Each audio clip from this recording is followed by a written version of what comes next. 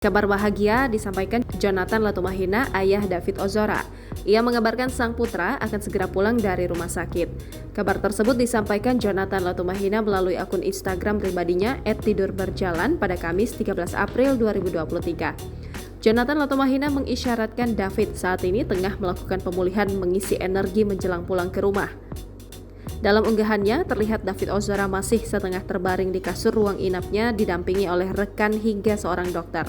Sebelumnya, Jonathan membagikan potret David Ozora sudah tersenyum setelah melewati koma cukup lama.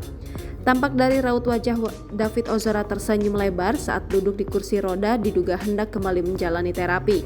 Jonathan Latumahina lantas mengungkapkan kata harapan yang mana membuat mereka terus mencoba lagi di saat merasakan sakit.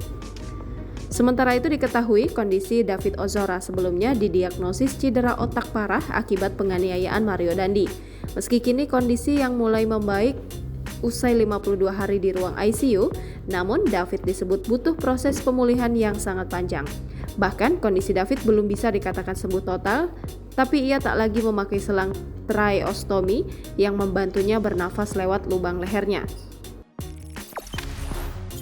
Jangan lupa subscribe, share, komen, dan like ya!